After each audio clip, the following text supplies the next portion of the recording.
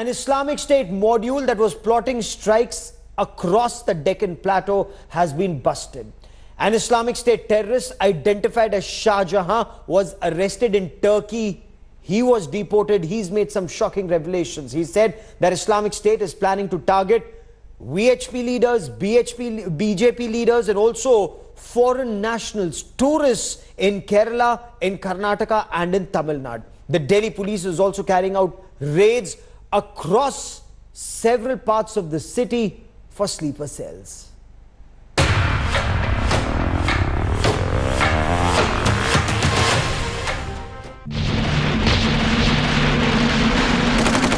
Module plotting to strike terror in South India has been busted. The big terror catch coming with the arrest of Shahjahan, an ISIS operative and an active member of Popular Front of India. Hailing from Kerala, Shahjahan was arrested from Turkey while he was on his way to Syria to join the Islamic State. Now in custody, Shahjahan has made sensational revelations. The ISIS recruit claims that the VHP and BJP leaders were main targets of the jihadi group. That's not all. According to him, 5 residents of Kerala have travelled to Syria with fake passports to join the ISIS. One among them was killed in Syria, while others remain untraceable. A Chennai-based travel agent has also issued 25 fake passports to several youth who wanted to join the terror organization. I'm outside Velgo Travels in Mannadi in Chennai. This is the place where Shahjahan Veluwa was given a fake passport by M. Mohammed Mustafa.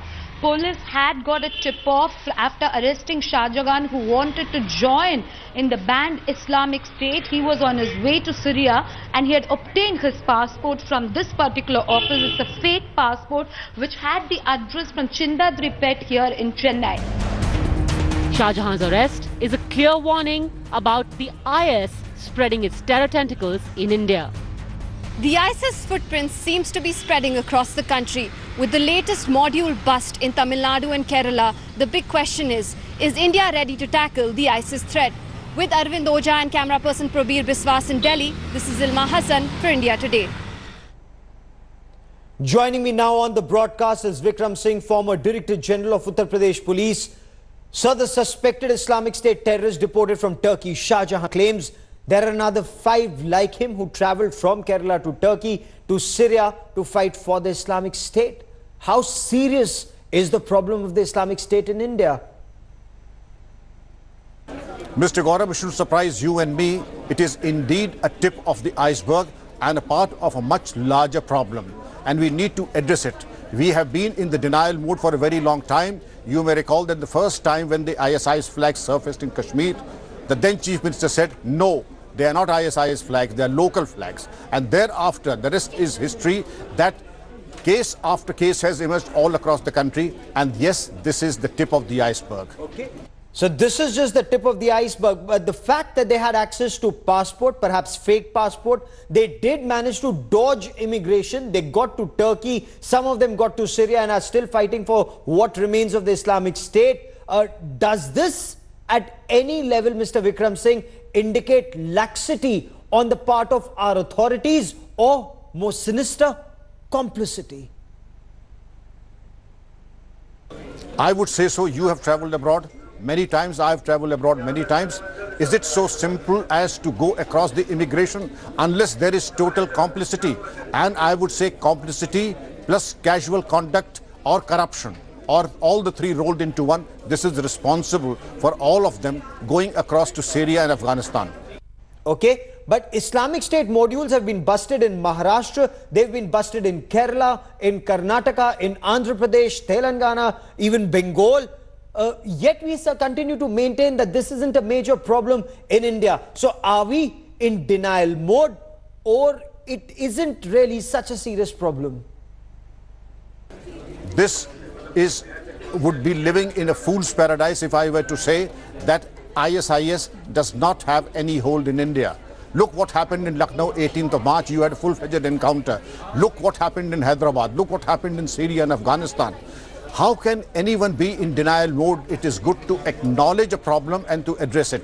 Not to visit or to sweep it underneath the carpet is not, it is quoting the recipe of disaster.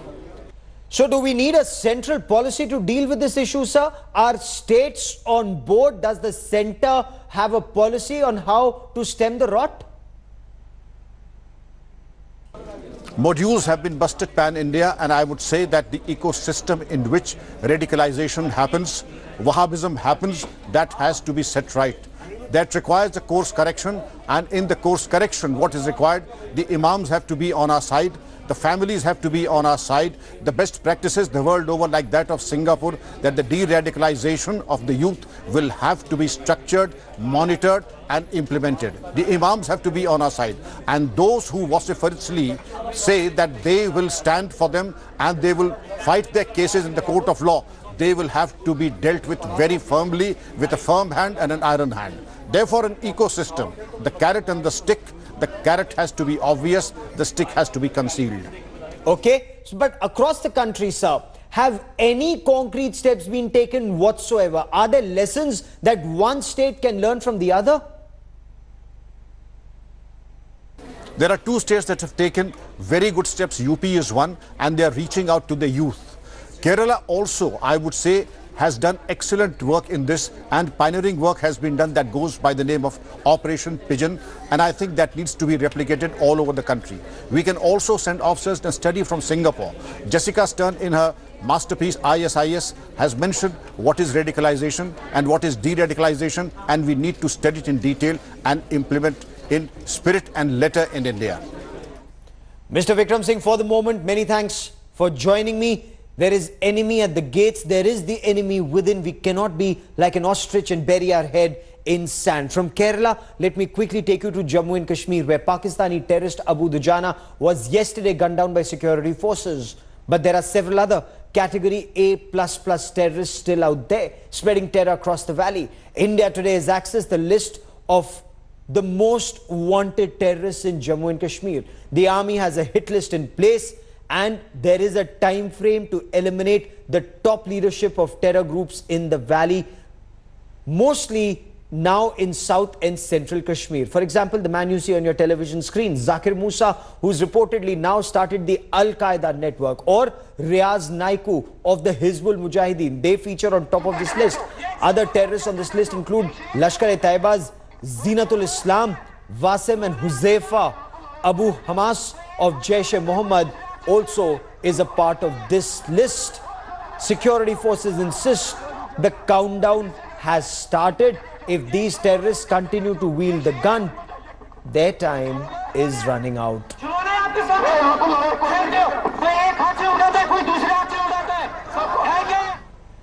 And it was a very telling comment by Munir Khan, the Inspector General of Jammu and Kashmir Police, when he said at a packed press conference that girls in South Kashmir can now breathe easy. Abu Dujana had been neutralized. He went on to describe how Abu Dujana, a Pakistani Lashkar-e-Taiba terrorist, would enter any house in South Kashmir villages and start exploiting women. One such woman, sources say, would not take this lying down. She informed the security forces about his movements. Abu Dujana, of course, isn't the first terrorist who has been neutralized this way. Jitendra Bahadur Singh of India Today gets you this report.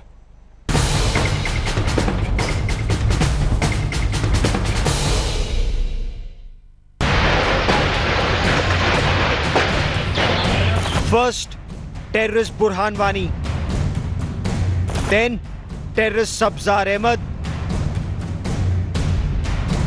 and now terrorist Abu Dujana. All tracked and neutralized when they were visiting either their wives or girlfriends. In Pakistani terrorist Abu Dujana's case, he had several girlfriends, and if the Jammu and Kashmir police are to be believed, he would forcibly enter their homes in South Kashmir and target women. It was his sweet will now to enter any house and do whatever he wanted to do. Good riddance that way. I think people should relax, the girls, our sisters. They should relax now. Abu Dujana was visiting his wife in village Hakripura when, according to sources, another woman allegedly exploited by Dujana shared details of his movement with the security forces. Dujana has learned to have exploited several young women in villages of South Kashmir. So he was more of only enjoying himself here, जिसको हम कहते हैं ना कि वो अयाशी कर रहा था यहाँ पर. He was largely only a nuisance. That's the way I look at it. Dujana was not the only one. Burhan Wani was rumored to have several women companions and was neutralized by security forces during one such late-night rendezvous. यहाँ तक सूचनाएं मिली हैं, ये सब नौजवान लड़के हैं जो टेररिस्ट बने हैं.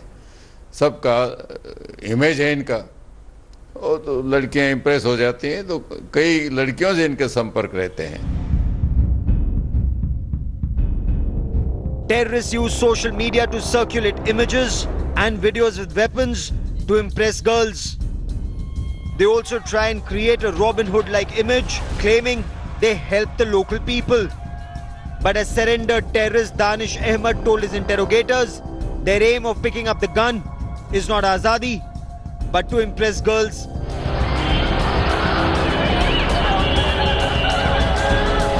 With Jitendra Bahadur Singh, Bureau Report, India Today.